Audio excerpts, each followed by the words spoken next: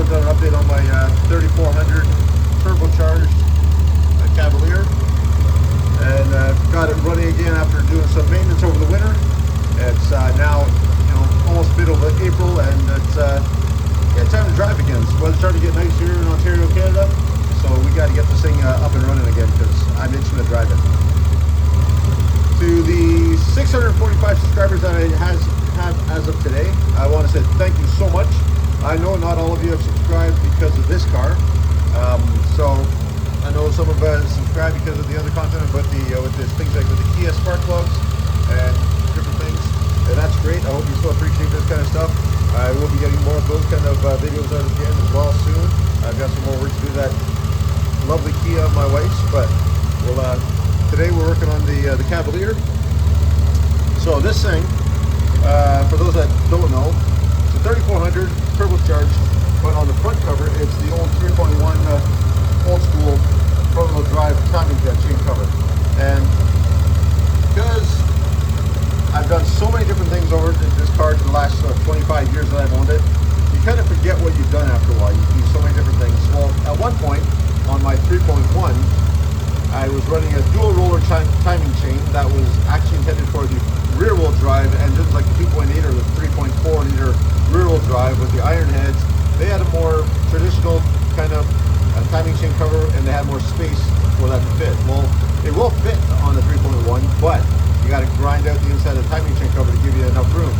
Well, long story short, I got a little too close to one of the bolt holes, and I constantly had a oil leak on the 3.1 and then on the 3400, and I could never figure out why. Wow, what a hole!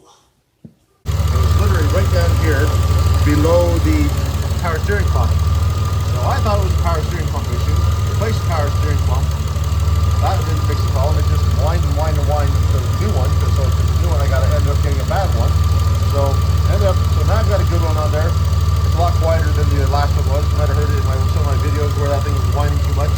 But that bolt that I got too close to was literally right underneath that pulley, and I finally figured out where it was coming from. It would only come through there when it was nice and hot, and it was driving me nuts. So, anyways, thanks again to Scott over at Mod Everything. He had a couple of spare timing covers from the old 3.1s that we made a deal on. So thanks to him, I've got that on there. It still required some modifying to get it to fit in this kind of situation. Like I've said before, you can see how tight that power steering pump is. We didn't take gun holes, but we got her in there, got it all lined up, got it all working, got it bled, everything is good. So that was the main maintenance part that I had to do. Also did oil change and all that kind of, just things like that. But of course, when I put it all together, I didn't realize that seal right down there on that thing there, whatever you want to call it, your coolant pipe, there was that bypass piece. It was not sealed properly because that was my fault, and I kind of half-assed it, and I should have known better, but I forgot about it when I was doing the job. Then I went and put it all together, just threw some goop on it, and yeah, of course, as soon as I had it fired up, she started leaking. That's why you see smoke coming from everywhere here, because I took that pipe out, cleaned it up, did it properly, but of course, in that process, coolant got down some things, and like the exhaust manifolds and whatnot, so it's smoking it off, which it'll burn off in a little bit. One of the other things I did do, and again, my brother Dan over at Dan's Custom Projects helped me with this. I got the intake temperature sensor in the actual plenum now. I didn't like how I had it before. Originally it was over under here, which because of all the exhaust piping for the turbo over here, it just got heat soaked like crazy, and then it was kind of shoved it underneath over here, just so it was, at least in the right vicinity of the intake plenum.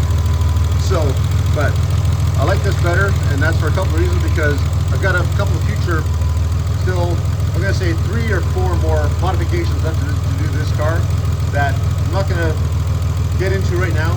I will give you a hint. My brother also helped me with this here, and you might have an idea of what that's going to be. So that's all I'm going to say about that. I do have another couple other modifications, but we're going to keep those for the future episode.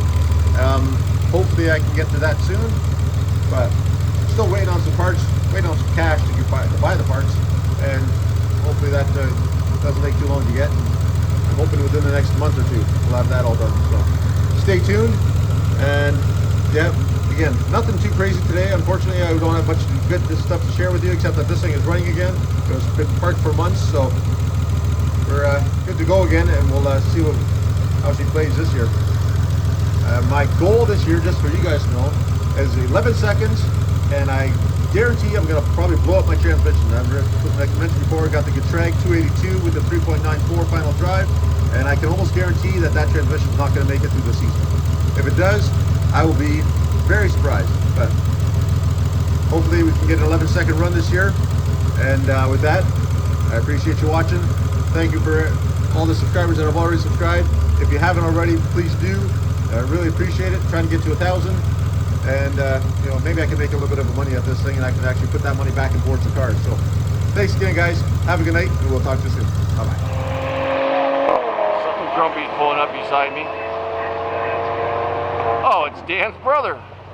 Oh, and the Z24. At 106 and 1358. Oh, what's he taking on? The Fox Body GT in the other lane?